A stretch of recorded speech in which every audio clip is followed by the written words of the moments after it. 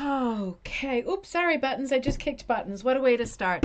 Happy Wednesday, everybody. It's great to see you. We don't always run a Wednesday show. Here we are today. I'm realizing that we are running a Wednesday show today because number one, Valentine's Day is coming up, and I need some Galentine's times. And also, I'm away for the weekend because the kids have their winter break. So I thought we better get together today and do something fun and exciting to kind of tide us over until the next time. So here we are. Welcome back. Let me change my glasses. I kind of slammed something together in a hurry, but we always do have a good time when we work on an impromptu project together, which is what we will do today. While I was waking up, I was just laying in bed thinking what to do to have a little bit of fun this morning. And then I remembered about Valentine's Day, and I thought let's draw some little thing that we can not even transfer, that we can draw directly onto our backing fabric, and then get going with cutting up some materials and doing a little bit of a Valentine piece. Oh, Buttons is over there. Buttons, you want to come sit next to Mama? Oh, he looks so sad and rejected because I accidentally kicked him under the table, but not very hard. So I was thinking we could either do something that is like a geometric, and then I thought, nah, we do a lot of geometrics. I thought maybe something like, I don't know, folky, like quilty folky, and I thought, no, let's do something that is a hardcore hooking Valentine. And I drew this little thing on the pad next to my bed, and I'm going to use that as our model for getting going. And we'll talk about it while we go. Just a very simple design that's basically a Valentine to rug hooking. I'm feeling the radiator over here because I've got on this enormous top that weighs about 10 tons. It's like wearing an animal skin. It's going to come off. It's definitely going to come off. It's already getting warm. Let me start by saying good morning, Catherine. You are there. Catherine, I think I just got an order from you. Thank you so much. Good snowy morning here, too. It actually snowed overnight, and it threw me for a loop because I thought there's a chance that school would be canceled or that it would be delayed, and these things are so confusing, you know. But no, off they go. Off they go to school. Oh, man. Cheryl, great to see you. Good morning on the Cape. Cheryl, I just saw on the Cape, I was looking at the Cahoon Museum in Katuitt, and they have got some great exhibits coming up. Sometimes they do stuff that's a bit artsy-fartsy, and I'm just like, yeah, that doesn't ring Cahoon to me. That doesn't ring folk art to me. But because the Cahoons, Martha and Ralph, were folk art painters. But they have some good exhibits coming up that'll go through, I think, September of this year. So I'm definitely in for some visiting the Cahoon Museum Day. Linda, great to see you in snowy New Jersey there too. Thank you for noticing. I just noted they were in the bathroom in a box. My snow globes. Jocelyn gave them to me, I think, last year, and I didn't realize the box was still there, so I have not worn them yet. I want to be sure that she sees me wearing them today. So thank you for noticing. I hope she notices too. You know what? Let's get going. I know we might not have a lot of buddies on today because we don't usually do a Wednesday show. So you know what? I'm taking this off right now because this is going to get stuck on the combs of my frame. I don't know what I was thinking. Let's get going. I want to see how much I can actually get done in an hour if we really work. So let's do it. Let's start with, if you're brand new, this is going to be a great episode for you to jump in if you're thinking, oh, I wish that I could figure out how to get started and how easy can it be when you're just jumping in. It can be super easy. So all I have so far, I brought my smallest frame over so we can work together. And by the way, I got a question about this frame yesterday. This is my 10-inch frame that I mean, I only use when we're here doing shows. Occasionally, I use it on my lap when I'm like sitting in one of the 3 chairs in the living room. If people or animals are occupying the other chairs, I sit in my least favorite, and it's an awkward height for my stand, my frame with my stand. And if that's the case, I usually put my piece on here, no matter how big it is. I just work whatever 10-inch area is available, and I put it on this frame. Somebody wrote me yesterday to say, where can you buy that frame? And I said, with my friend Naomi at Ravensgate Primitives. She stocks this frame, and she ships them immediately. So if you are thinking, where is that cute 10-inch angled frame coming from? It's coming, at this moment, it's coming from Naomi. It's not worth it for me to stock them. I'd rather send you to her because she's fantastic, and this is a fantastic frame. So I've got my small frame out, and I have got a small piece of burlap. I've just got burlap today. I found this scrap. I sewed around the edges with my zigzag on my sewing machine. If you're pulling out a piece of fabric right now and you're thinking, well, how should I make sure it doesn't unravel? It might not be the right moment right now if you're working with me live, but normally I zigzag around the edges. If you have a serger, right, if you're that kind of advanced in sewing, then you could cut it with your serger, and then it would seal the edges as it goes. Or you can just get a piece of tape, like duct tape or masking tape. Painter's tape ain't gonna work, is it? Because that doesn't even stick to the wall. But yeah, just stick it around the edges. The only reason that the edges are sewn for me is because I don't want it to unravel. And burlap is particularly unraveling. It's also particularly loose. Let's get started and then we'll chat about some other stuff. So Diana, great to see you. Happy Valentine's Day to you too. What day is Valentine's Day? I gotta check now that we're talking about this. Let's see. Valentine's Day is, oh, it's on Friday. Oh, how nice is that? Okay, great. I'll be traveling to New Hampshire on Friday to be with my older sister in Wolfboro. And Joss is going to give skiing a try for the first time. It's going to be a great weekend. So happy early Valentine's Day for you. I know a lot of my male buddies are online, and happy Valentine's Day to you. And for all of my girlfriends out there, happy Galentine's Day to us. So I'm going to bring you down here to get us started. Now, we're not going to talk about supplies yet. Let's just get a design drawn on the backing. Here's my backing material. You know what I'm going to do first for myself is let me just put it on the frame. And I want to give myself an idea of size. So come back up here for a second. And I'm not going to be like super, super fiddly. I'm just going, I want it to be smaller than the frame. I don't want to do like some epic whatever. I don't mind moving it a little bit, but I don't want to move it a ton. That's really small. Well, let's see how it goes. I'll do like that. Now, one of the things that's important for me and for you, for hooking quickly and easily, is making sure that your border is straight, squared. So I kind of drag my pen across. That was a bit of a shaky bakey, and I'm just going along the grain, because if I start hooking straight shots, it's going to be a lot easier if I am right on the grain, right? It's hard to go diagonal, and you won't have an even border if you go diagonal. I'm going to make it just a little bit bigger. Yeah, I'm going to make it just a little bit bigger. I will have to move it on the frame, but that's okay. I don't want it to be so small that it's impossible to articulate. I'm going to do this upside down, but I'm going to show you as I go. If you're drawing the same thing, number one thing that you need, what is it? Is it drawing talent? No. Is it color sense? No. Is it hooking talent, technical hooking? No. It is confidence, right? So let's just be confident about this. I want to draw a heart, right? I'm looking at my picture here. I want to draw a heart, and I want there to be plenty of background for some smaller hearts. So this is folk art, baby, right? This is folk art. I'm not going to worry about it being perfectly even. I'm going to just draw a heart. And yeah, there we go. Good enough. I don't really like it if it is even, you know, to be honest. Even schmeven, right? All right, there's my heart. We'll see how that goes. And I want to put 2 rug hooks in the center. So you might not have the tools to do this right now.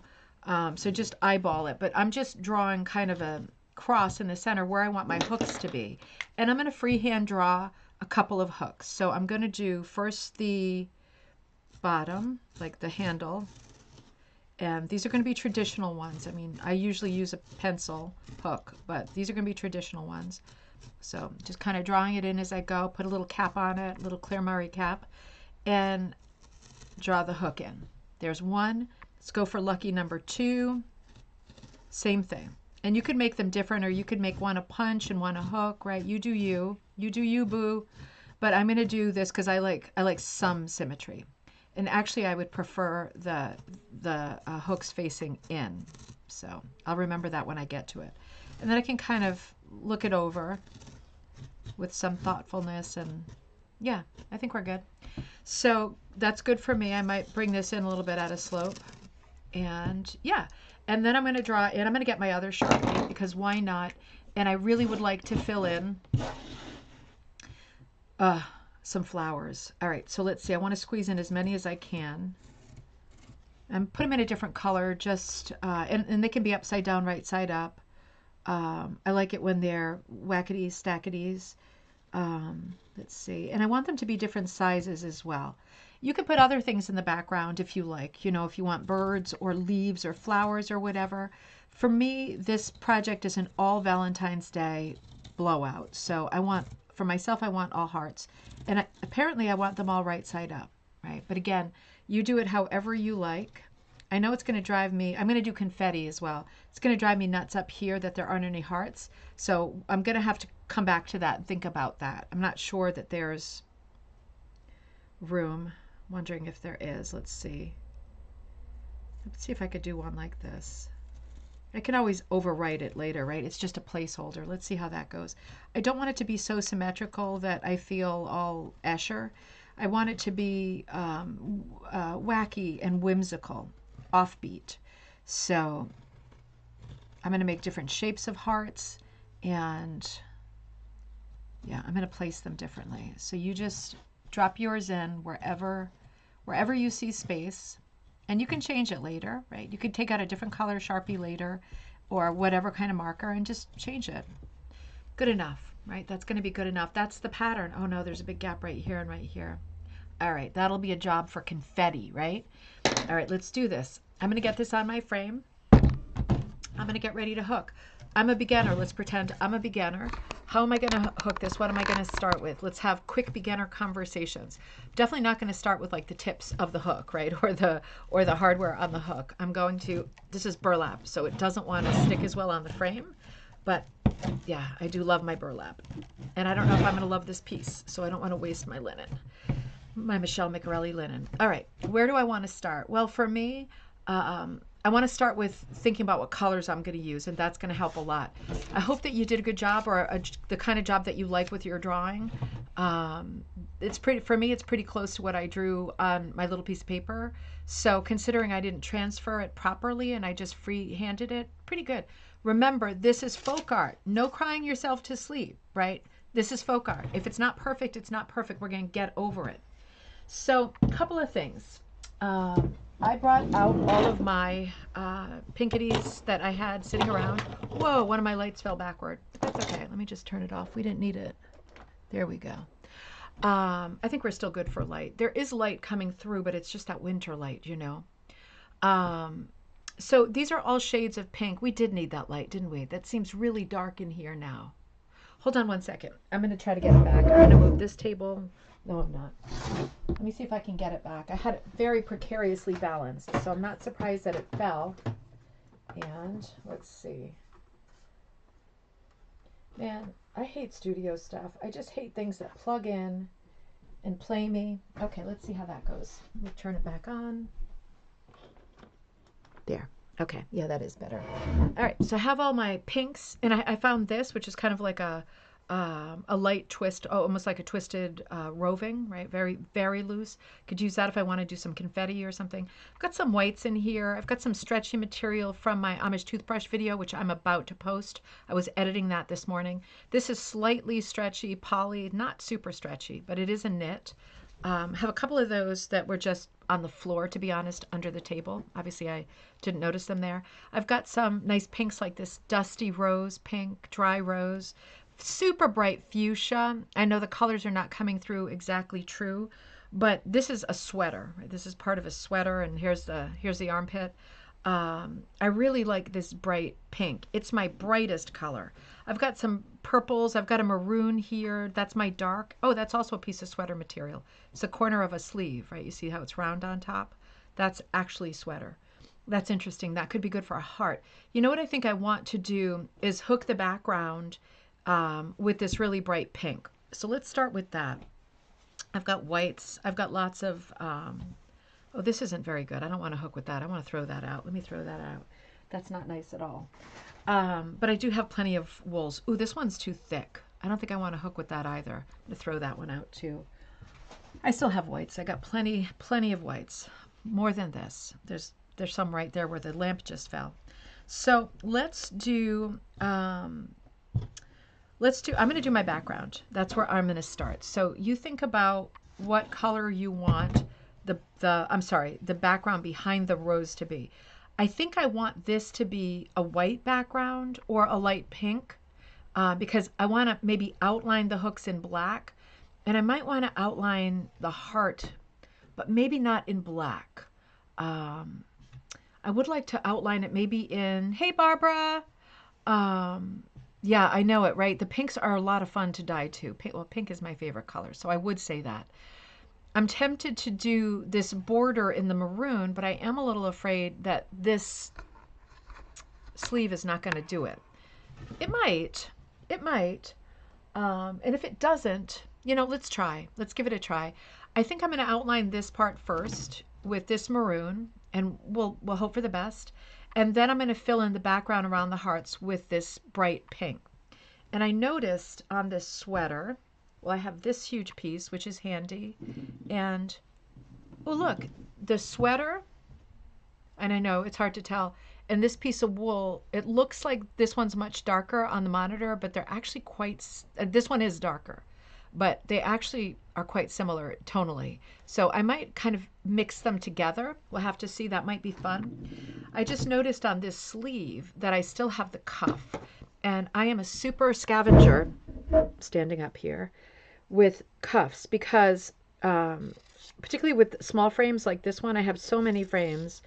The comb is really sharp when it comes through and cuts at my wrist, right?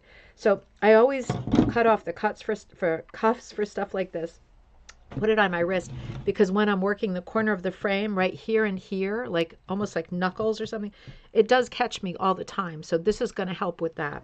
And maybe I look like Wonder Woman a little bit maybe. So for now, I'm going to cut my maroon, and I want to hook the outline of the heart. Now, normally with a sweater material, you probably can't see the ribbing, but the ribbing goes north to south like this, right? Normally I would cut it with the ribbing just because this can get fiddly and curly, but I feel like it's going to be easier to have less strips if I do it this way. So I have to think for a second. Is it worth it? No, it's not worth it. I'm going to cut it the correct way, which is with the ribbing. I'm just too scared. I'm too scared it's going to unravel, because I don't want to have really. I'm cutting this stuff with scissors. This is a sweater material. You cut whatever you've got going. I'm cutting them pretty thin. My ruler here. Let's see how thick. I mean, I'm cutting them with the scissors, so obviously this isn't like perfect. This is 1/2 inch. So the strips I'm cutting by eyeball are about 1/2 inch. My eyeball is following the ribbing in the sweater, because the thing about going with the ribbing is it's much less likely to rip in half. Like the piece is much less likely to rip in half. It's still fragile because 1/2 inch is thin for a sweater knit. But going the other way, just looking at the way that the edging unravels, right? And if you were going to unravel a sweater, you would just start at the bottom and it would do like a cartoon thing, like brrr, all gone, right? So I'm kind of scared to cut it this way because it might just keep breaking. It has better stretch this way, but I'm going to go safe, and I'm going to cut top to bottom along with the ribbing, and I'm going to start hooking. So I've got my vintage hook. A lot of people ask me about this hook. It's a flat hook. It's a great hook. It's not my absolute favorite hook. My Miller hook is my favorite hook, and my Hartman hook is my favorite hook. They're tied for favorite. This might even have been a bit too thick. We'll have to see. Doesn't have to be perfect, and the reason I'm starting off center is because I want to get a feel for whether I'm going to have enough material. I got to go a little bit closer than that. Remember, this is burlap.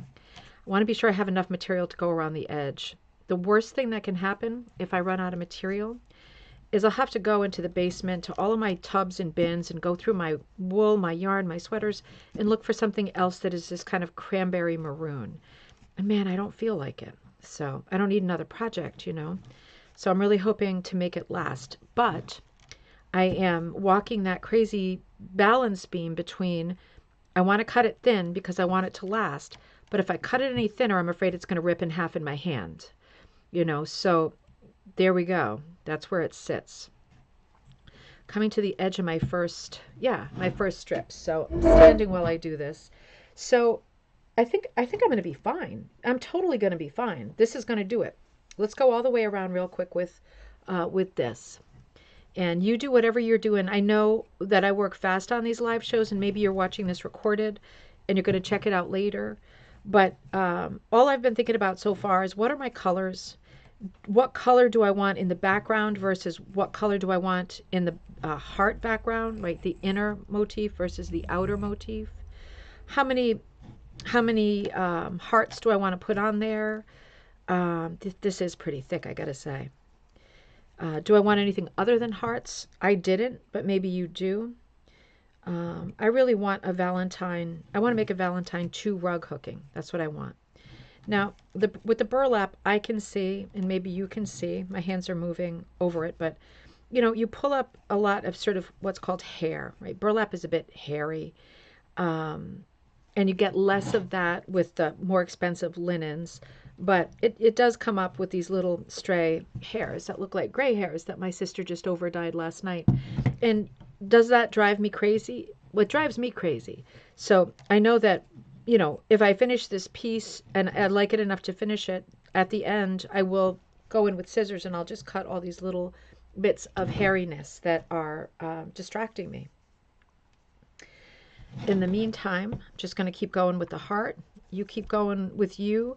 If you're the kind of person, if you're a very technical person and you know that about yourself, and you know that when you do something that's a bit too off the cuff and pantsy, seat of the pantsy, if you know that you don't like that kind of stuff, then you need to take a minute before you start transferring and fold a piece of paper in half to make your heart so it's symmetrical, right? Just like school days, back to classroom times, right? Fold it in half so that it's right.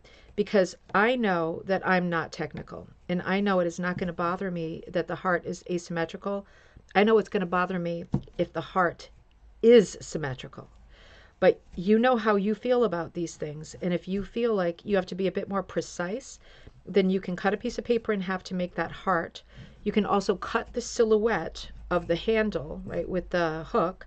You don't I wouldn't cut out the top of the hook, right? You can definitely freehand that part. But if you're very precise, you might want to cut a stencil of the hook itself.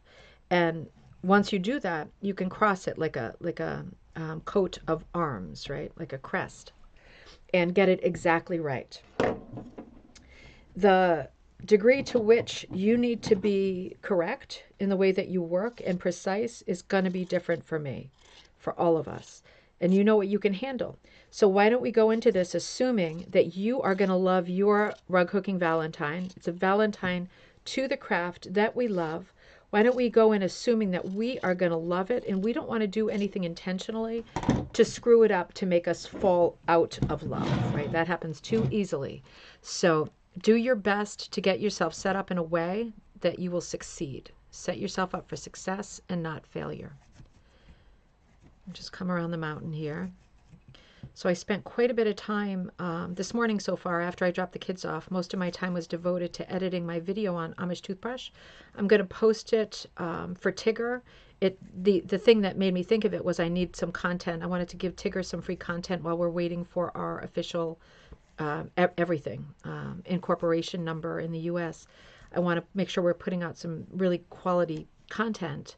So I recorded that Amish toothbrush video, I guess on Friday, because I taught the class on Saturday. So it was over 2 hours long, and that's long. And, you don't need to see my hand doing bow tie joins 100 times. Like 50 times is enough, right? So let me sit back down. So I edited a lot of it out. I sped some of it up. And man, that all takes so much time and concentration. Jossie used to do all that stuff for me, and I would pay her.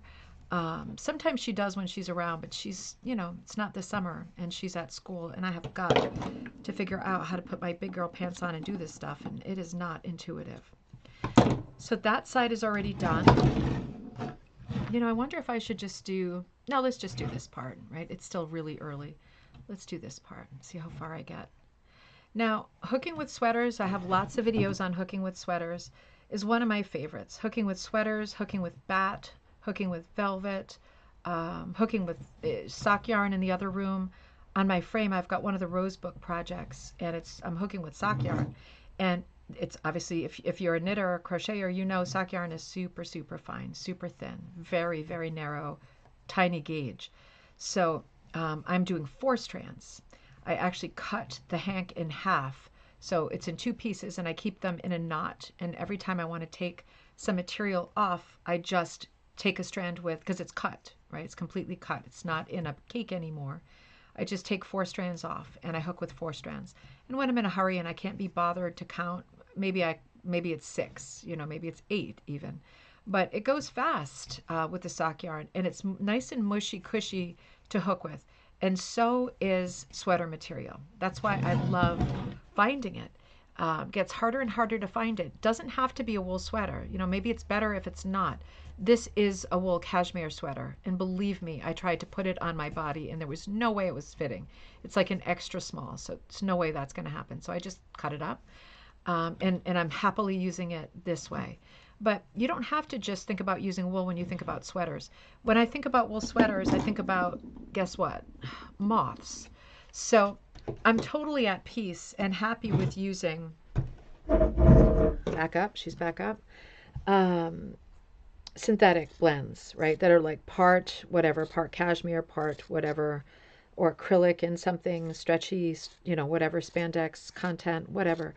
As long as you think that the material looks nice, as long as you feel like, the sheen of it, the tactile quality to it is appealing and not gross looking. And that'll be different for each of us. Some sweaters just look gross and I wouldn't want to hook with them.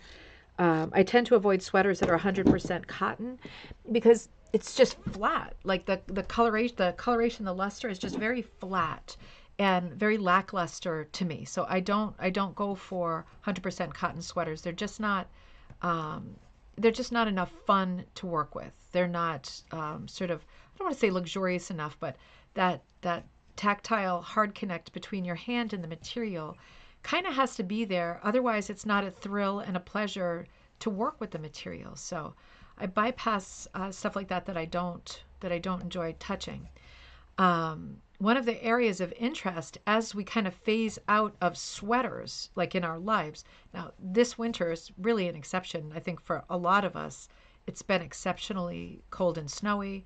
And that does seem like things are going in the right direction, despite knowing the amount of global damage there is. Won't start with that. But it has been a snowy winter. It has been like an old-fashioned kind of a winter so far. And for that reason, right, I think we're seeing some sweaters. People are wearing more sweaters. Maybe people are taking their sweaters out. All of that is smoke and mirrors, because it doesn't mean that there's a lot of sweaters around at thrift stores, right? Historically, in the past years, there haven't been a lot of sweaters at thrift stores, and certainly not wool and wool blend sweaters. So people are just not wearing them as much because it's just not as cold.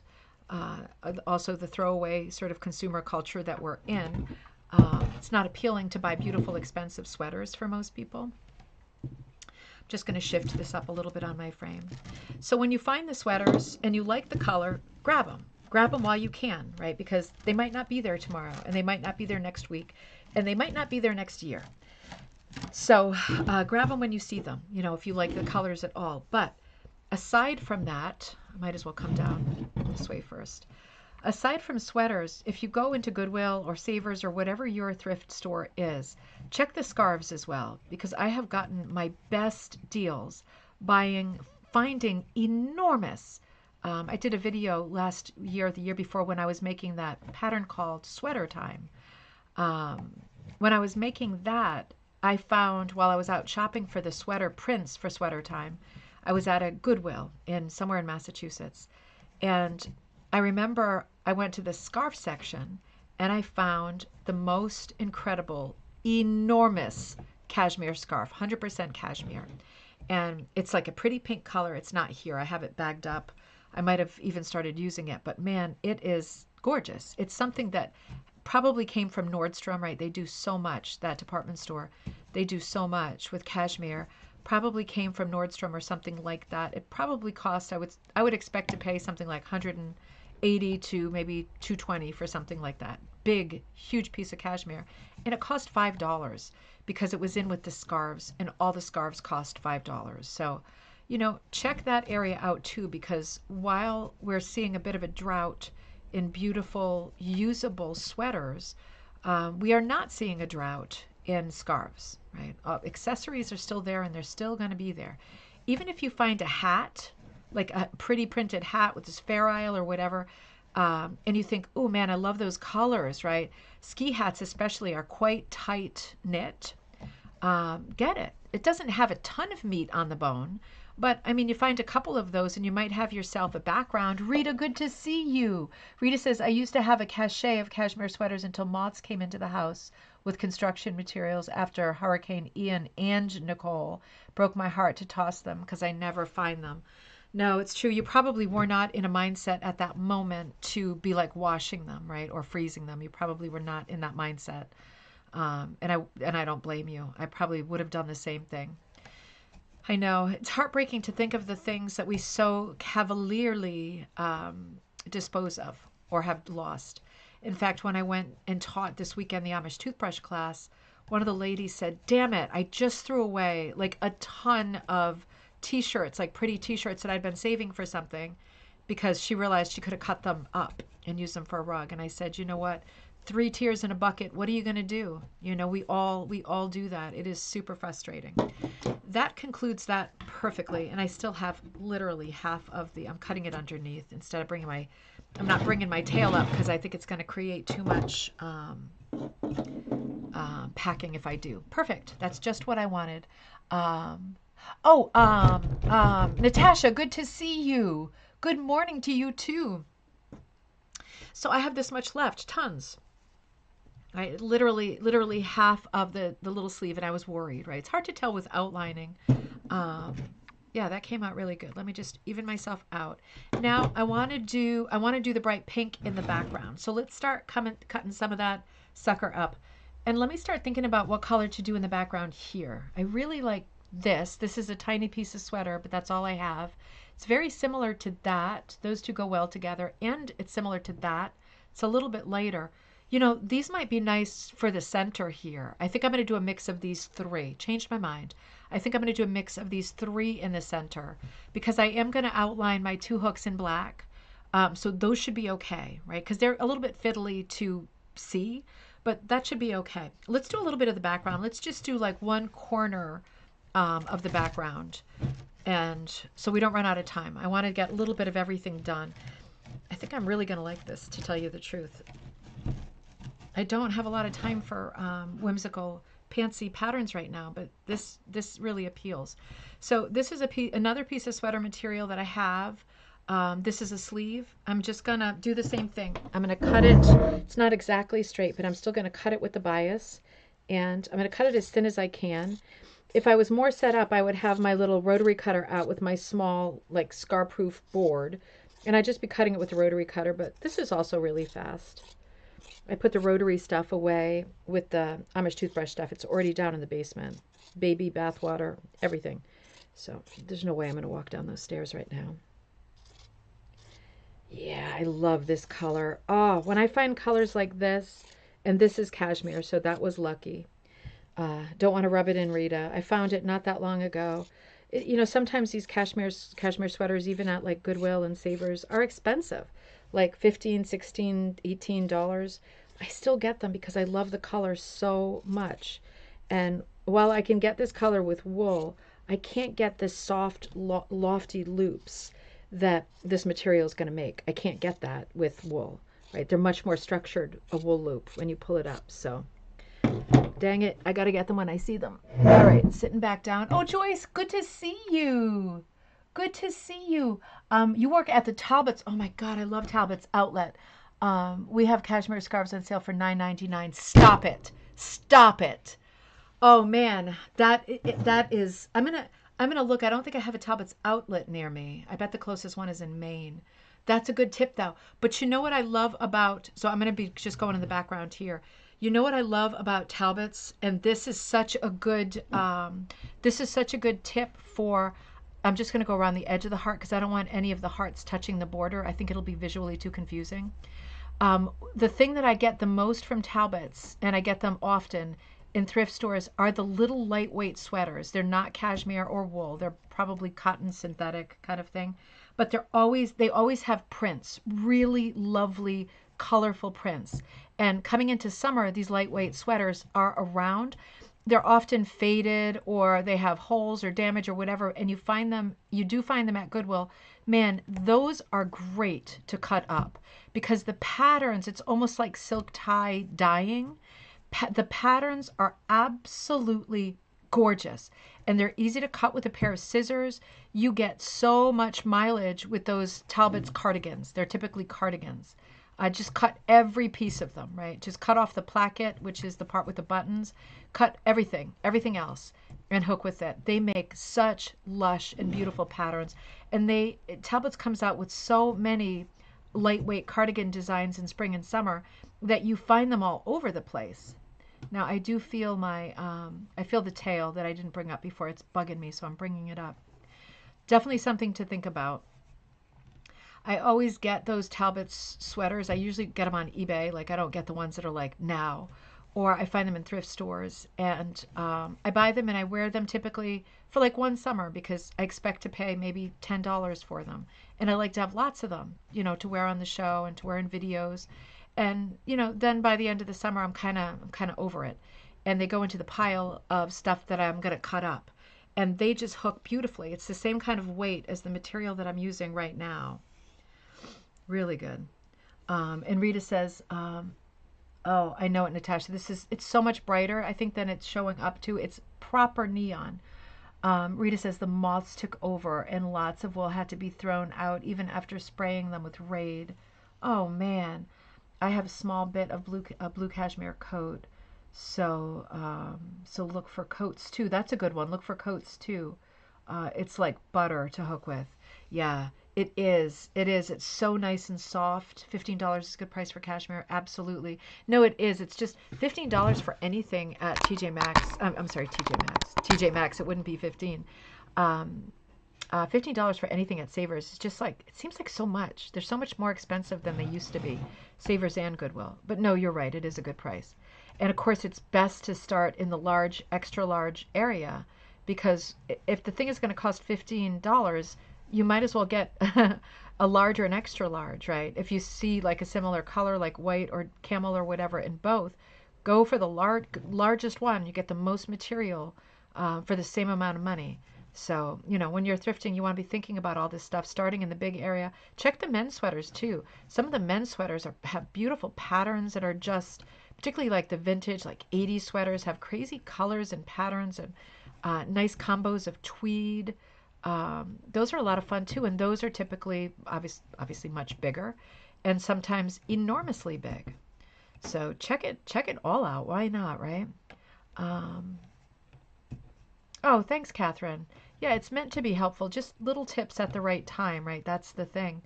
When you know everything logically. You definitely know everything logically, but sometimes you don't hear all the little tips if you're not at that point or you don't encounter that situation at that moment. And then somebody like me says it, and it's the right time because you think, oh, dang it, I'm dealing with that right now, right? And then it's real. Then you do hear it for the first time. I know that story because I do it too.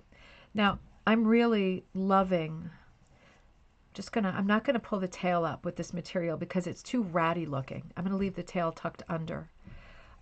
This is making nice big lofty loops, and I do have with this color both the sleeve and the body, so I'll see how far I get with those because I have the other piece that's similar, but it ain't going to be this nice to work with, right? This makes those soft loops, and as Rita said, it's so easy to hook with cashmere. It is like butter, as Barbara would say. It's like butter. And not only that, it just feels great on your hand. In this moment, for me, in conjunction with the burlap, which is the loosest of the backings. And when I'm working on my frame in the other room with that sock yarn, right? I'm working with like 4-ply sock yarn. It's a pattern for the rose book that's called the Queen Mab Rose. So if you remember your Shakespeare, Queen Mab is this tiny fairy that's like so small that you can't even see her. And she arrives on her coach with her little, sorry, I'm just looking at I'm looking at the camera to see where I'm at with this. She arrives by coach with this little, is that a little holiday? Yep. Little team, little walnut coach, right? It's made out of a little walnut with this little team of insects that are, nope, that doesn't look good. That's going back out. Hold on one second. I want to get one more stitch in here, but I don't want it to bump the frame. I can't actually see the hole. I'm looking at the monitor. It's not super easy. Hold on one second.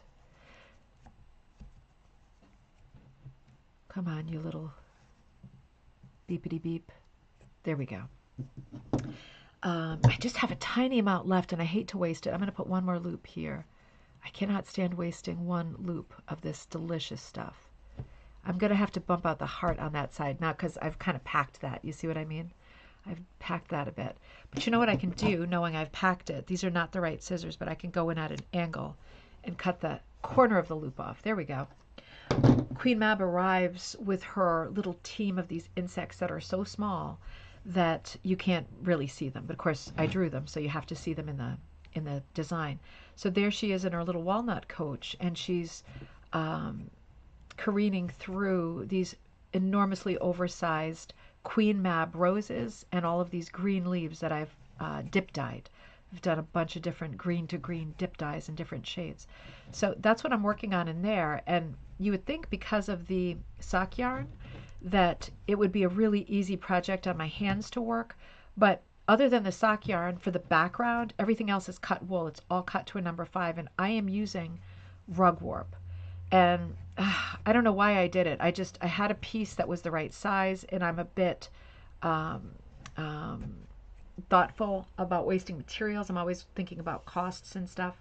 So I used rug warp because I had it and it was handy. And man, rug warp is the tightest backing. It is killing my hands. It's fun working the sock yarn because it's so easy to pull. But then as soon as I finish that section and I've got to move back to the leaves or the flowers, it's like really, really hard pulling through, even a number 5, pulling through the rug warp. It's really, really tight. It's cotton rug warp, really tight. And it's beautiful stuff. It's great for punching, but I don't think for me with my hands being overused the way they are, I don't think that I'm anxious to use rug warp as a backing soon on a big piece like that. And it had to be a big piece, you know, because at the end of the day, for Queen Mab to be tiny, the leaves and the flowers had to be huge. And I couldn't put like one leaf and flower in because you wouldn't get a feel for how tiny she herself was. So it's a tricky composition to lay out because I realized I had to do a quite large piece. And time-wise, that's always a bit of a killer. Yeah, and it just is a lot. It's a lot of rug warp. So this feels great, pulling cashmere through burlap. Right? This is the exact opposite of that. There we go. I might pull the tail up. Yep. Rita says that fuchsia. Had a friend who called it fuchsia. Oh, I see it. That's not a typo, is it? Because she had a hard time working with it in a clay. I love it. Yeah. You know, if this was, that's why I'm not really in a hurry to bust into this wool. This is like the braiding quality door wool. This is the really thin stuff. And I don't like this stuff. This is extra, extra, extra thin. You know, let me start hooking these two guys. Wait a minute, what's going on? Oh, I see. I got to do let me do the bottom of this first.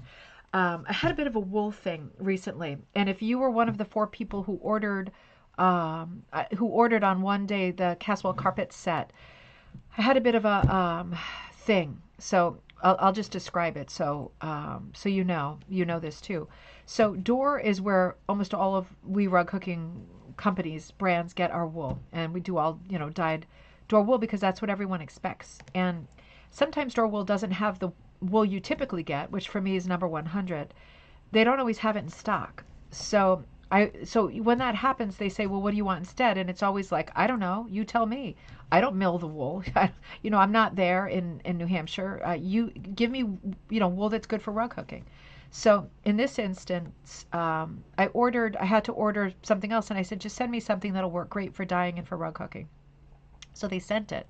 And I dyed it. And I thought, oh, it seems a little bit thinner, but it's still got to be good, right? Because it's door wool. And it wasn't the thin braiding weight. But it was thinner than what I was used to. And so I dyed it, right? 20 colors in the Caswell carpet set. I sent out 4 sets that the next morning when it dried. And then I took some of the wool and was hooking with it in one of my pieces just over in the living room. And it was playing me so much. Like I just did not like handling it. It was too thin, it was too fraying, and I said, damn it. So I wrote to everybody, the 4 people who had bought the set, and I said, keep the set. I ordered more. It's on the way, right? They have the 100. It's on the way. I will send you another set, right? So play with the first set however you want to use it. And I sent a second set, and man, that hurt. But at the end of the day, I knew that if I didn't like working with it, other people would not like working with it. And it matters a lot that, people like what they're getting. It's just not fair if I send you something that I don't like to work with. So it's just a reminder that even though you're working with something that's 100% wool, it still might not be your favorite, right? It might be hard to work with. It might not be to your liking. You have to be thoughtful about that. That's why I'm really avid about feeling good about the wool that I send out, because I feel like if you buy your wool from me, you expect it to feel exactly the same way every time, as you should. That is a reasonable expectation. And I know I've gotten wool from other places, and I'm not smack talking, but I know I have, and I've thought to myself, oh, I don't like this at all. Like, no thanks, Satan. So it matters a lot, to have that kind of consistency. You can't get that when you're doing thrifting, right? You have to be more flexible. This is Angora, and this is a very light pink, like a kind of a carnation. I'm going to, standing up again, I'm going to, you see how the seam, let me put it this way. I'm in the cuff here. The seam is running right up here, and I want to salvage as much as I can. So, where are you? There you are. I'm going to cut it right along the seam. And I'm going to hook one of the hearts with this. I hook right against the edge of that seam. My scissor is just catching it. It's catching it right on the edge, because I want as much of this as I can use. I don't want to throw any of this out. There we go. And you see the seam is here.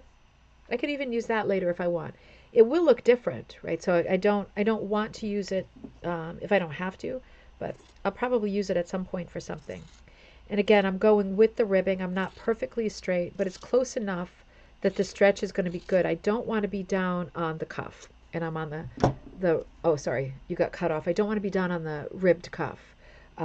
It just looks different, so I don't need to. Now, this Angora, somebody put through the washing machine. I don't think it was me. It's pretty well felted. It's not super thick. It's still very supple and soft, but I think it went through the washing machine, and I think that's why it was at Savers. But it's good for me because it's a little thicker than it would be, and it's going to hook up really well. So let's just hook the heart in here. Now remember, the background where these hearts are, this is just funsy times, right? These are supposed to look whimsical, like little exclamations in the background, almost like thought bubbles of love, love, love, love, and more love. So I am not feeling precious or crazy about the perfect shapes happening. If you feel like you might be precious and crazy, then take your time hooking these hearts, right? I don't have that hardwired. I'm good with them looking cuckoo for Cocoa Puffs. I just want them to look sort of like a heart. So you draw yours and you work yours no matter how long it takes. Don't worry about going at the speed I'm going. Worry that as it evolves, you like the way that it looks. Now, this really is a wide cut that I did with the scissors here, and it might not look a lot like a heart, but I'm probably going to leave it because I like the color, and I think the repetition of seeing the hearts in the background is gonna register that it is a heart, whether or not it's a perfect heart or not. So I'm trimming underneath because I don't want a ratty tail on the top. Now, do you see one of the things that is killing it in terms of looking like a heart is where there's little edges that break the heart shape like this. I'm going to get my finest scissors, right? And this is what I do when this might bug me. I just, like I did before, I just cut the corner off. Be careful not to cut everything around it. I just cut the corner off, and there goes that problem, right? If only every problem could be handled by, what's the word when you cut something off? God, why can't I think of the word? I'm thinking of like cutting, having your leg cut off or something. Amputated, right? if something could be amputated, the way that we can do this with the edge of loops, you can really change the shape. So you do as much or as little of that as you see fit, and you could do it on both sides, right? Not just the heart, but the pink coming into the heart. You could really shape out the heart a treat if you feel that that is something that's going to tug at your nerves, right? Wonder if I should have one more here. Yep, I think I will. Where's that? Here's that one little piece that I cut underneath. That's what I've got left.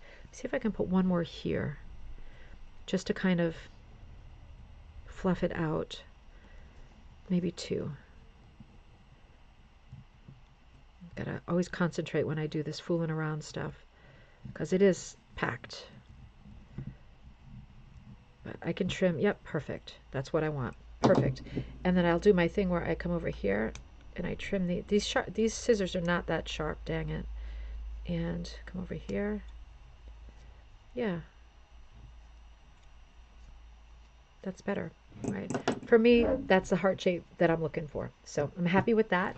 Let's come to our next heart. Come over here. And I'm thinking about what color I might want that to be. Got a nice coral from the White Cat, Pat at the White Cat. She's one of my best buddies. And this is a nice one too. This is really thick wool. That's also very flat, like that color. Maybe I don't want a flat one. I think I want something crazy. Oh, I could do white. I could do a white. Oh, maybe I'll do a white. Yeah, let's do that. I think I'll use some of this yarn, and it's part of a skein, so I'm just going to come up underneath. Now, I can do all kinds of different materials, can't I? I mean, why shouldn't I, right? I can do all kinds of different stuff. So, let's see. This is almost like, this is about as close a hybrid as you can get between roving and yarn, right? It's hardly spun at all. It's got this beautiful luminescent quality to it. It makes these big lofty loops, but it does make fairly structured loops, right? Because it is wool, and it's like, now it's all compacted. Oh, I feel like, wait a minute, let's see how this one looks. It's going to make different shape loop. It's going to have more structure.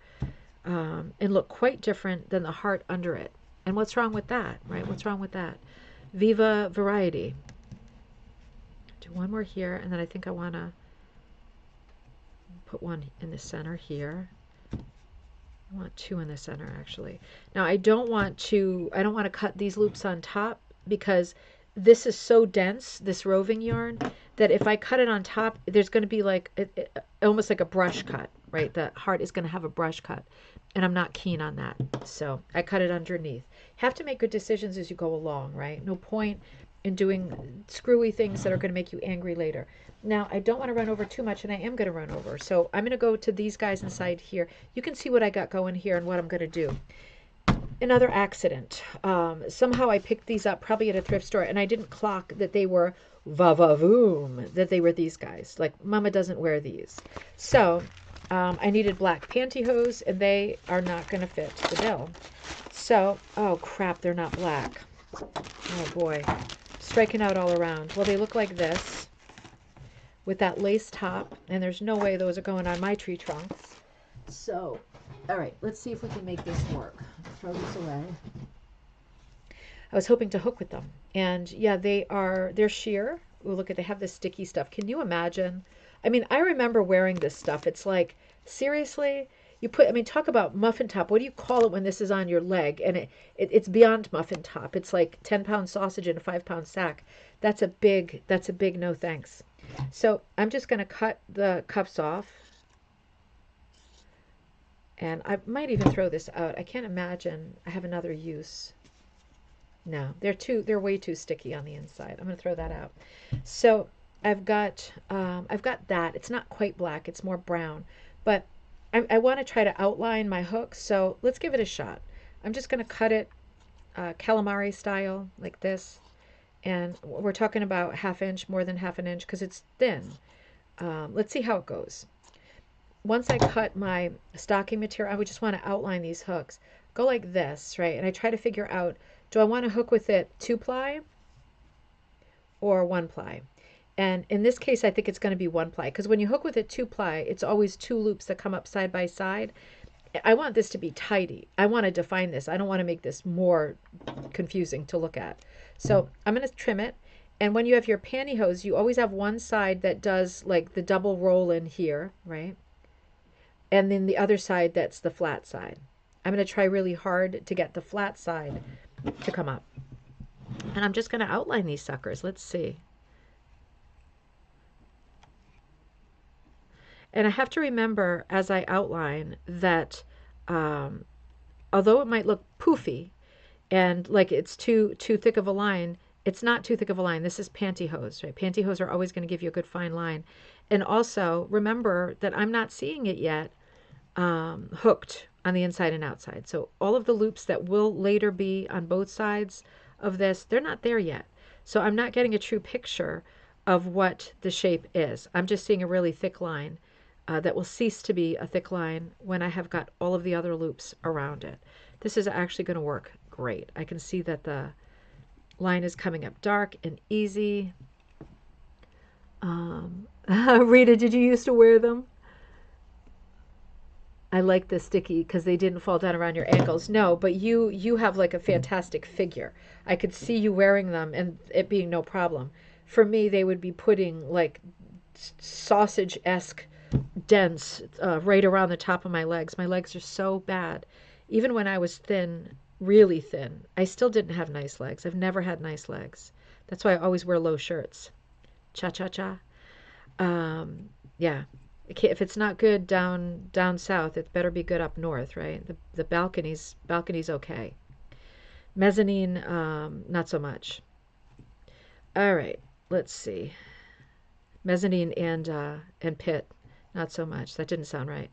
I can see I'm getting out of line here, and I don't want to do that because if I'm outlining, it's got to be pretty close to perfect. Otherwise, what's the point of outlining, right? I can see my piece has flipped because it's doing the 2 rolls on the side. But, you know, I'm just going to pull it out. It's going to make me angry. So let's try again. The thing about burlap that is tricky, you know, the good news is it's really, it's got a very open weave, so it's very easy to hook with. It's loose and it's easy to hook with. The bad news is sometimes it's just not tight enough for little moments like this. It will be great when I get all the other loops around it, but for this little moment, these are really big holes for this small cut. And Rita said, is in terms of hooking with rug warp, Rita said rug warp is good for 2, 3, and 4 cuts. And I'm absolutely going along with that because at 5, it's just hard. It tipped the scale, you know, it's like, it's just too hard. And I'm going to do it because I've already cut a lot of it and I don't want the cut to visibly change. And it'll be fine, but it might be that I put down the project again. I've already put it down once. It might be I put it down again because I just can't, you know. All right, let's come around. Let's finish this hook. I haven't chosen a brown for the center of the hook, and I'm not usually a literal person with hooking, but I think I probably do want the hooks to look like hooks because it has potential to be a confusing image. 2 hooks crossed like little swords, right?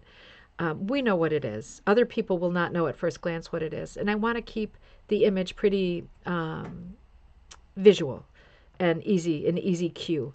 So I'm not looking to do any color substitutions in my piece. Of course, you can if that's what you're feeling, but I'm not looking to do them in my piece. I want the 2 hooks to be as kind of legible as they can. So I'm keeping the colors fairly realistic. So brown with the dark top. I'll probably do the top in the pantyhose because why not? It's really defining well the lines that I'm going for. Yeah, let me cut some more. It's working good. It's working good. I'm happy. And it looks real thick. Again, it looks real thick, but it's not going to be thick when we are done with it, when we get the edges in. The OCD animal in me needs to finish the side of the hook, even though it's getting late. So let me just do a little bit more of that. I know that you know what it's going to look like when I conclude and resolve the shape of the hook, but I'm just not able to. I've got to finish it. You can imagine how much fun I am when we're like need to go somewhere, we're planning to go somewhere, and I'm almost done with something. I am not good at saying, okay, I can be flexible. Let's go do the thing, and then I'll come back and finish, in the words of Stephen Sondheim, finish the hat.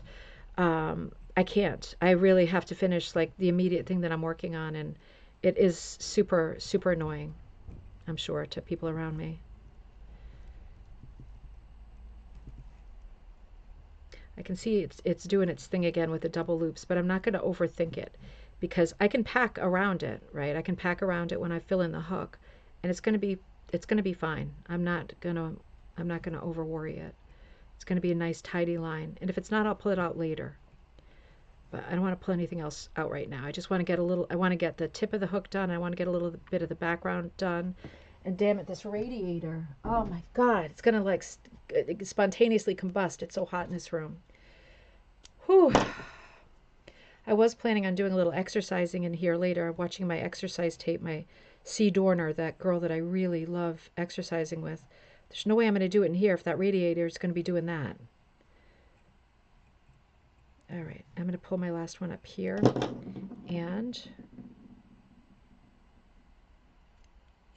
I can trim all this later, right? It's hard to tell with pantyhose and just slip back through, so just pull this back. Pantyhose are fiddly, and in burlap they're going to be super fiddly, right? Because they want to just disappear down the holes. You can't let them. I think I'll fill this cap part in, the little metal hardware cap. I think I'll fill that in dark as well. No, you know what? No, change my mind. I'm going to outline it, and I'll fill it in with like gold or something later. Maybe I'll even do a metallic. I have a lot of metallic yarns and heavyweight threads and embroidery stuff. I might do actually a metallic and do it very literally. So I'll leave that little cap is hollow, just like the body of the wooden hook. Pulling into the wrong hole there. Let's see. There we go. Yep. Good. Good, good. And, yeah, I'm going to clip it underneath. All right. And this is all I have left. Now, I even have to think about whether I want to use that. That's how bad I am. I'm going to put it away because, if I try to use that, it's going to be frustrating. I'm going to try and try and try, and it's going to, thanks, Rita. It's gonna play me. So remember how I made a mistake when I drew this? I really want it to go in this direction, kind of mirroring the shape of the heart.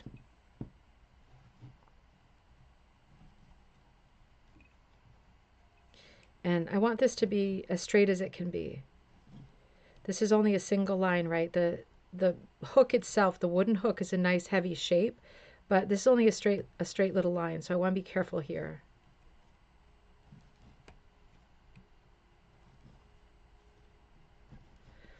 And when I say that I'm concentrating for a second because my brain is limited. I can hear the bells going in the church next door. I remember when we first moved here, there was one of these stupid threads in the neighborhood page where everyone is a jerk, and someone was making fun of the bells, and I thought, what is wrong with people? And the reason they were making fun of them was because they're like, they're not real bells. It's like I guess it's recorded, but they're loud, and they sound exactly like real bells. Like, I wouldn't have known they weren't real bells. And they're like making fun of the bells, and I'm thinking, will you just shut up and listen to the bells? Just enjoy what's around you. Everybody's got to be snickering about something that's not quite right. It just really is so irritating. I'm going to trim underneath here because I don't want to change the shape of the hook. That tip of the hook looks great. All right, now what color did I say I wanted to do for the background? I think I wanted to do a mix of some of these guys, right? So let's do that. Oh, here's another one. That's one piece that's already cut. Let's see. I might need more, but my plan is to try to do as much as I can with these colors. So let's start here. As I pull up, sorry, you're just right on the edge. As I pull up that first loop, it's got to be right because it's right in the crook of the hook. And I want it to be perfect. I'm not going to pull up a tail for this. I want it to be a perfect loop. And I might have to do it with a different material. We'll see. It's catching the stupid pantyhose. There we go. Now let's come down here. this piece for me is fiddly, right? This, if I had to choose one area that's the most fiddly out of this whole composition, it would be the tips of the hooks, because I really want them to look like tips of hooks. Because if they don't, it could throw the whole game. I'm going to concentrate for a minute as I make my way down. They don't have to be perfect, but I don't want the shape to wobble too much. And that one was too close for comfort. Let's see. I'm also being careful with my hands underneath because I don't want the material to flip and show me the wrong side. I want it to be good and structured. I feel like that one wasn't, nope, that's as close as I can get. Let's come around here.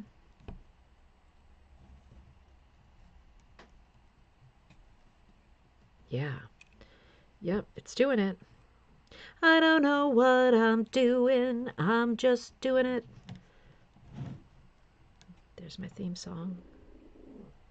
What is it, Buttons? You hear Pedro? He snorts. He snorts like a pig when he hears something he doesn't like. All right. For me, that's great. Like, that looks great. Let's go around the other side, too.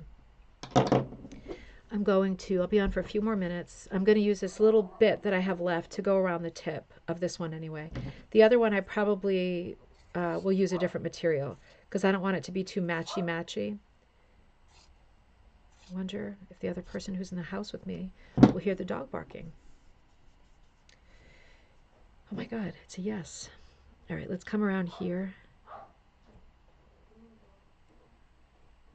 No, I'm the worst. I'm the worst. All right, I might bring the tail up there. You have to make good decisions as you go along. You know, I don't have hard and fast rules ever. When I feel like, yeah, I think I will do the tail. The reason I'm feeling like let's do the tail there is because I need something that's half as wide as my other loops. So I think, all right, I'll take you tail just for a little zip of color. But in other places, I don't necessarily want the tail to be prominent because it'll take over. It'll be ratty-tatties or distract from the line that I'm trying to create.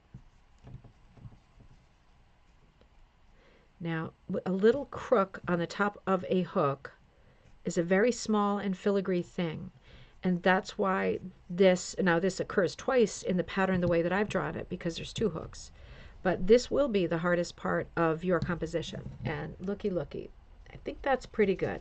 Considering how wide these scissor cuts are, I'm good with that. Now, I do want to mix in some of my other materials that are similar because I know I will run out of that one little cuff. So let's add some of this wool. This is Dora wool that I've dyed that is the same.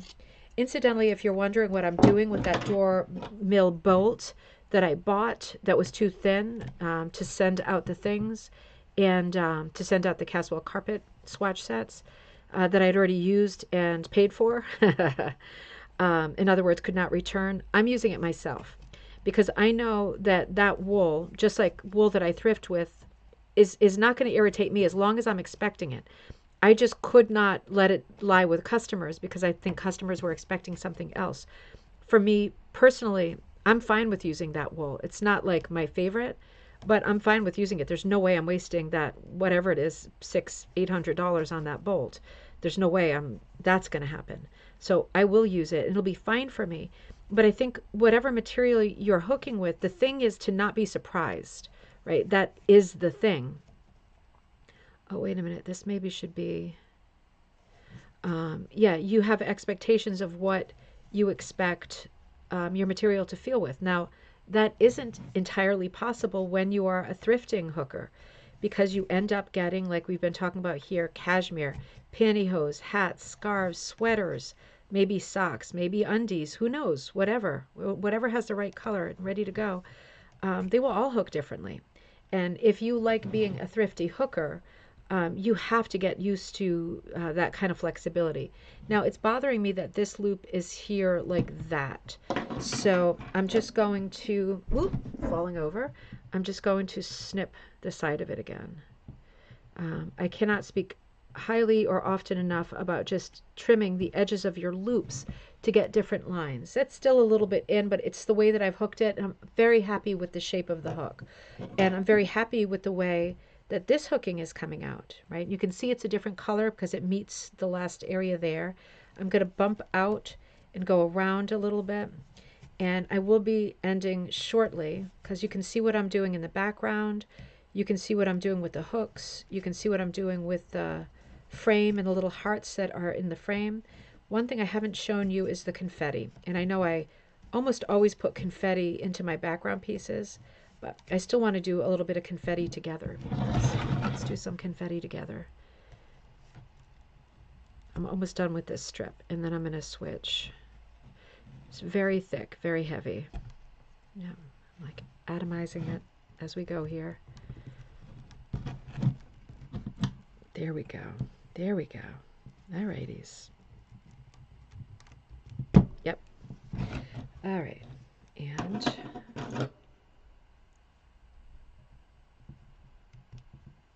careful, careful, careful.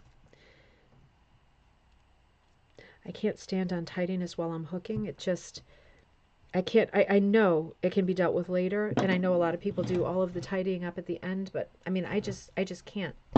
I am distracted. I'm looking, I feel like I really want to know what color I'm going to put into the hook. Ooh, what about this?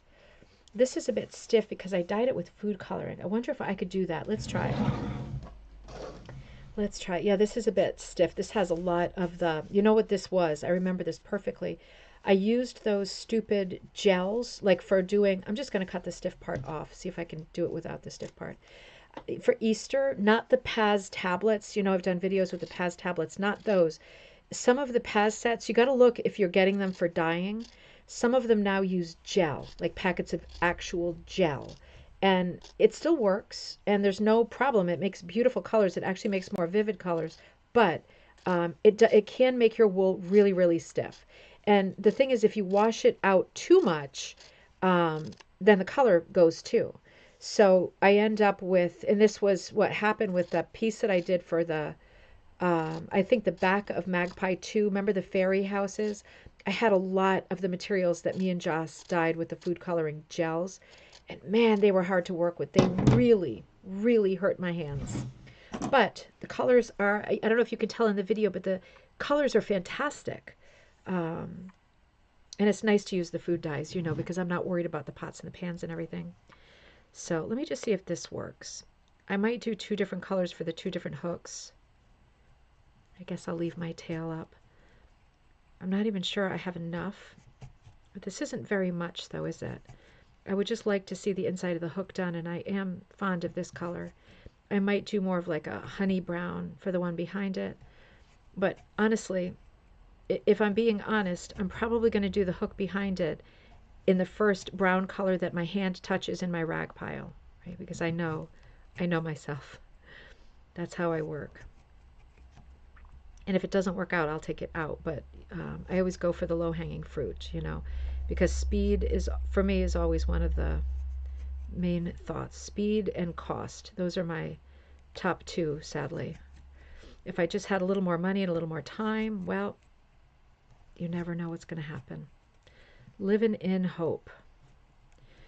All right, so that's the last loop. I can see some little thing came up there. I think I'm going to love this color because it's also got a little bit of pink in it. Tiny little bit of pink. See that? That could be a nice complement to what we've got going on here.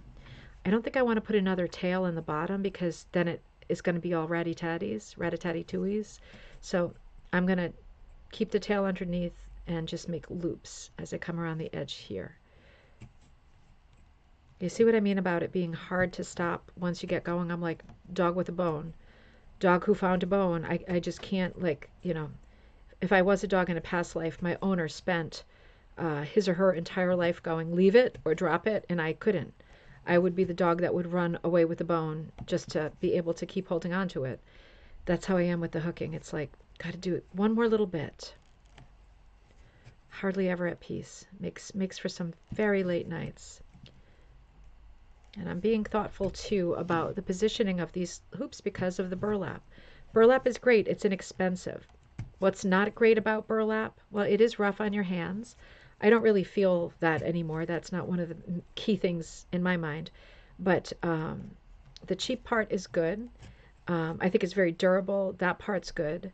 But the loops, the weave is very open. So, sometimes your loops are a little bit further away than you would ideally like.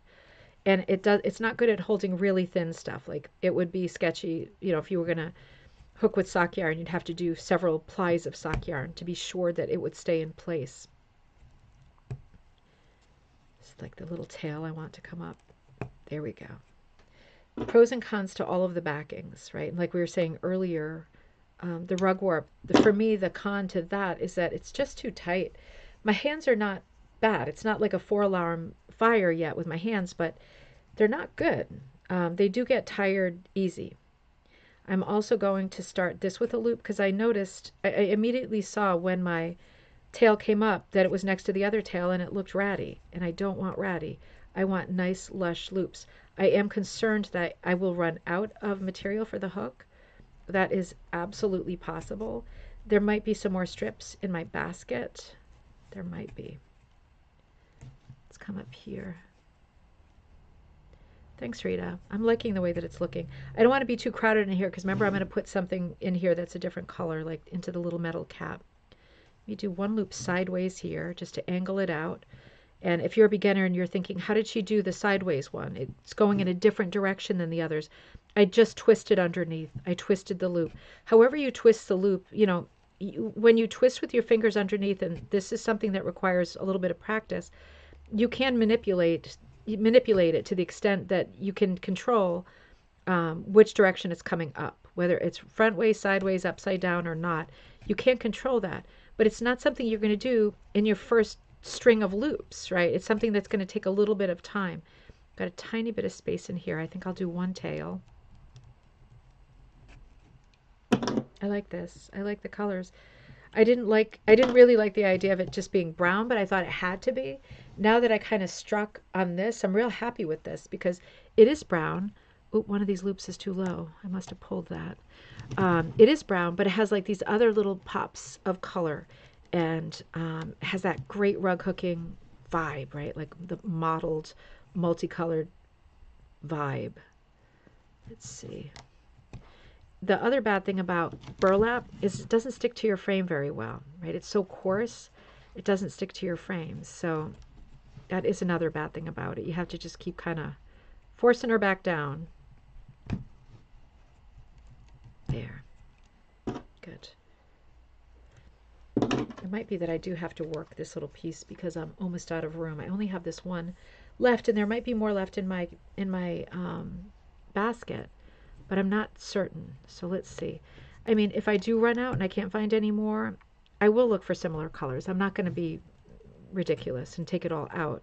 I'm going to make it work, but it would be nice if I got as much of this in as I can because I've kind of committed to this multicolored look, and I have to say I really like it. It's going to really pop all the different colored little hearts that are going to be around the border. Now, if you're working on this with me and you finish it up, will you post a picture in our Facebook group, Rug Hooking and Punch Needle Club? And if you're not on Facebook, can you send me a picture and I'll share it to Facebook? Just because I'll share it to Facebook and I'll put it into one of our slideshows for our next gallery night. Because it is nice to look at stuff that we were working on together when we do these little pop-up hooking events. This is a very small one, but it is fun. And it is fun to see what y'all did. I was just coming up. Oh, I forgot I was going to tell you this. I think I told you about this the other day. This is for local interest only, unfortunately. I am going to be teaching a class, a rug hooking class, at my church, which is the Unitarian Universalist Church in Hartford. It's on Bloomfield Ave. I have 3 dates coming up in starting in March, going between March and April. And it is going to be, sorry, I was pulling so hard I went off camera. I'm sorry. It's that damn food coloring gel. It's really thick right on this loop. The class is going to cost $25, and you come to all 3 classes, and it includes like a pipe frame and a hook. And if you're thinking, how is she doing that for the money? I'm making a loss. But the thing is, I want to do it. I want to teach. It's like people who I know. They're the people who are in the Artist's Way group at the church that my mother has been like in for years. She's been hosting that for years, and she's one of the main teachers there. I don't think I'm going to get this through. So I am going to open it up. I got permission to open it up to other people who are local. So I'll be talking about that more, because if you're anywhere near Hartford, if you want to come all 3 days or one day, this will be like the only rug hooking class ever that costs $25, and you get to leave with a frame and a hook. I'm going to bring stuff on backing. I'll see whatever I have the most of at that time, possibly probably linen or monk's cloth. And we're going to be cutting up clothing and stuff, and it's going to be a lot of fun. So I was working on some of the designs. People can either draw their own designs. I can draw their designs, while we're there together. I cut up this gel type piece. I don't know if I'm going to be able to work it. I might have to look for another piece in my basket. Anyway, I'll keep you updated on that, because it's great for people who've been hooking forever, who just want to come and hang out, have some fun, blow off some steam. It's a very casual crowd. And yeah, I'm going to bring tons of supplies and yarn that people can have and use. And I'm hoping that people will also bring stuff that they want to cut up, old t-shirts, stuff with holes in it, I think it'll be really fun, and I'm really looking forward to it. So that'll start, it's like the middle of May, I think, is the first one. And it's not like a series of 3, it's just I'm there 3 times. So I'm there 3 times so people can work on it at home or whatever, and maybe if they finish, they want me to help them sew it or finish the edges. So I will be there 3 times, and really I'm there all the time. I'm super involved. But it's a good opportunity to get together. I know, Natasha. I know. I wish that I traveled more right now. But to be honest, I'm not going to start. But with the news and with all of the air traffic problems right now, I'm not at all inclined to fly right now either. It's not awful. I know I should. I'm looking for more of those guys. I know I should be brave and whatever, but no thanks. It's too much to risk. Everywhere I go in the near future, including hopefully out Barbara's way, I'm going to drive. And I really want to go to Wisconsin too, but I am so scared to fly right now. It's just been so much lately, It's like not the way anyone wants to go. Let's see what we got here. Another one of my crap bags. I might not, finding some other pretty things in here, but I'm not seeing any more of that. Could pull out some stuff that's close. I think I'll just pull out some stuff that's close, like rose-colored stuff. Yeah, I think I'll have to. Figures, right? Oh, I've got some more pantyhose and stuff in there. Dang it. All right. Let's see. I just want to finish that last little bit, and then I'm gonna. Ooh, that's a piece. Okay, good. Let's see. Let me see if I can get that in. These 2 pieces. I was gonna go to that. That's totally different. I think I can do it. Maybe. Okay, fingers crossed. This is us playing chicken right now. I see there is a gap up here. Nope. And again, rejecting the tail because it just doesn't look right. Even though the rule is you're supposed to pull your tails to the surface, don't pull them to the surface if you think it looks rat-a-tat-a-tooey. Don't do it, right? Nobody's like looking over your shoulder. I can't see you, and I would advise you to make it look pretty, not to make it correct, right? What's the point of being correct if it looks rat-a-tat-a-tooies? All right, let's see. Yeah, that class is going to be fun. So I drew yesterday, one of our symbols for the UU Church is a chalice. It's lit, that represents everybody's light. So one of them will be a chalice for people who want to do that symbol and maybe want to display it or connect them together as like a wall hanging or something. But I also did, I did a very simple little vase with like heart flowers coming out, super simple. The most detailed pattern that I did is a unicorn. It's a stylized sort of folk art pen Dutch unicorn in captivity with these stylized flowers around it. It's still a very small piece, probably 10 by 10 kind of thing, but it is more detailed. And one could omit the flowers if one was a beginner and said, "Oh, I got to do the unicorn." It's like the picture of the unicorn in captivity, except the thing is open, so it's the unicorn not in captivity. But it's very stylized. It has a real folky flavor to it. It's got a very historical backbone to it. It's a cool pattern.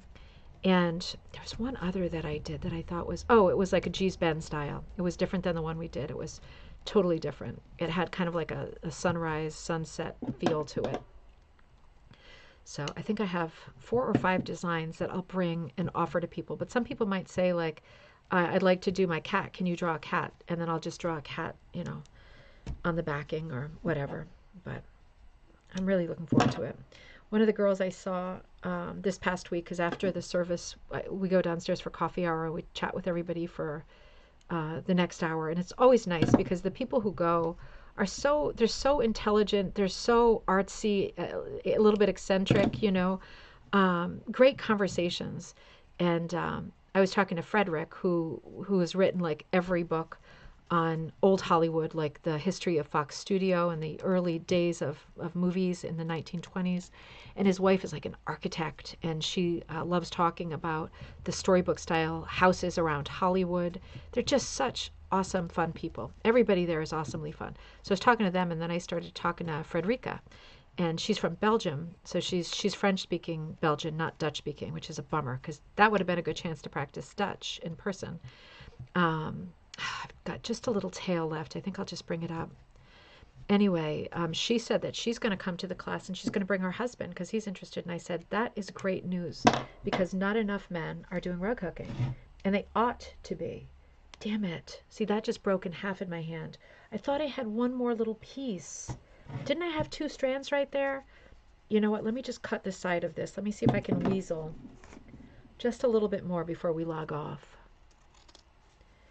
That's the beauty of cutting with your scissors too, as opposed to with your cutting machine.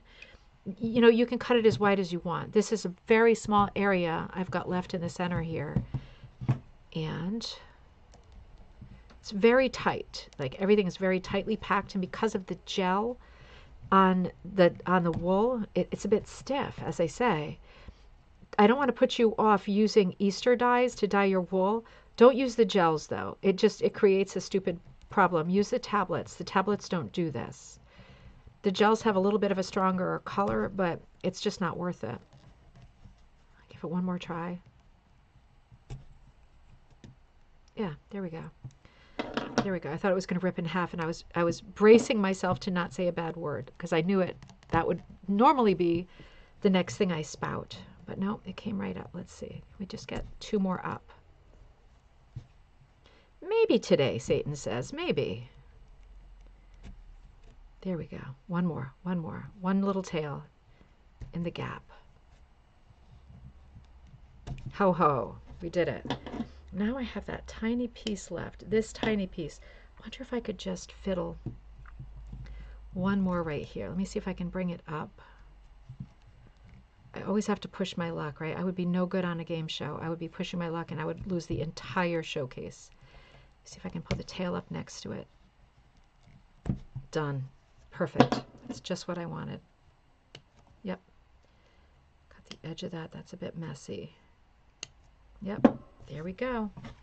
Boop-a-doo. Oh, you know what? Why does this look so weird? Oh, I think I pulled that. Yeah. Did you see I pulled that? I probably cut it or something when I pulled it up. And I lost the side of the hook. So sorry, went off camera again. I just pulled it back down with my finger and back up just to preserve that shape right there. Well, I'm going to leave it at that. I really like this piece. This is going to be a lot of fun to work on. I love this hook. I really love that hook. And the second one's going to look beautiful too. I'll use slightly different colors in there. This could be, you know, if I'm thoughtful about the size of this piece, if I'm thoughtful about it, I could be thinking ahead to, oh God, it hurts to sit after that glutes class. I could be thinking about what kinds of frames do I have, like picture frames that are empty, and or what kind of boards do I have that I could just mount it over a board and frame it this way so it goes straight on the wall. I am absolutely loving this. I love the colors. I love pink. It's very dark on camera, but this is like a real cranberry color, not even maroon. And remember, I outlined with the black pantyhose. Those were coming along great. That was a lot of fun. I have a lot of pinks to go into the background. Maybe you want to blast out some other colors. Whether or not you want to outline with a heavy border, maybe, ooh, you know what would be pretty? Like a border that's like an unusual plaid color. You know what I mean? That would be really pretty. What would also be really pretty would be like a Christmas plaid, like a black watch, like a bottle green and red and navy. You know what I mean? Because this is that color. That has that color in it. It's not super Valentine-y, but that could be really cool to frame the border out when I finish. We'll have to see, because to be honest, I won't be able to finish it in the near future. I've got to work on stuff for the book and for the next Magpie. But happy Valentine's Day, everybody. In the meantime, super happy Valentine's Day. I think I'm going to take one of my plastic bags and put this in it with my piece and with the pieces that I pulled out, because I wasn't using them for anything else. I think I'm going to put them all together in a bag so that next time I feel like I can breathe and I'm not racing to the finish line. I might say to myself, oh, snickerdoodle. You can take out that Valentine Day thing and you can finish that right now. And it'll be a wonderful thing to return to, because it's been super easy working on it and a heck of a lot of fun, right? A few more hours and I'm done. I could probably finish this before it's time to go pick up the kids. But yeah, well, I hope that it was fun for you. I hope that you followed along and that you got some pleasure out of it, maybe got some tips out of it. Hopefully I reminded you of a couple of things that maybe you'd forgotten, talking about some of the supplies that we can use, that we might use. Yeah, I hope it was fun. But listen, we're going away for the weekend because the kids have the long, this is their winter break. They don't even get a week anymore. They get a Friday and a Monday. I'm sorry, that's not a winter break. Come on. You get what you get and you don't get upset. So we're going to New Hampshire, and we're going to be gone. We're leaving tomorrow after school to stay with my mom, and we'll be gone Friday, Saturday, Sunday, and I'll be back on Monday. So I won't be with you on Monday, and I won't be with you on Friday. I'm so sorry about that. I'll make it up to you next week, and I'll be thinking about what kind of show we could do in the middle of next week to make up for missing that time. And why don't we say, let's run gallery night. Are we due for gallery night again? Why don't you, I'll check, but why don't you send me some gallery night stuff? And if we're not due for gallery night, maybe I'll put together, maybe I'll put together one of our trivia nights, like rug hooking trivia, where we look at a rug and it has something in it, like if this were the rug, I don't know, it has a hook. And then I give you a trivia question about a rug hook. Boring example, but you know what I mean. Some of our trivia nights took us to some wild and crazy places, and then multiple choice trivia. So we'll either have trivia night, not this Friday, next Friday. But in the meantime, send in your gallery stuff so that if it is time for gallery night, I'll run that first. But those will be our next 2 Friday nights. Done deal, right? Done and dusted. So be sure to get that stuff off to me. Guess what? I found more of this stuff. Don't need it anymore. Have a great few days, everybody. If you need me, I'm at ribboncandyhooking@gmail.com. Be thinking about your Magpie Times stuff for the next issue, due date May 1st, for Wish You Were Here holiday postcards and all things summer. Be looking at Ribbon Candy Hooking for stuff that you need, stuff to buy. Please be thinking about my brand when you do your shopping, right? Because keeping things going while running shows and working on books and a magazine for free is hard. So be thinking about my brand when you do your stuff. Happy Valentine's Day to you all. It was super fun for me too. From my heart to yours, happy Valentine's Day. Happy Galentine's Day. And I will see you next week, everybody.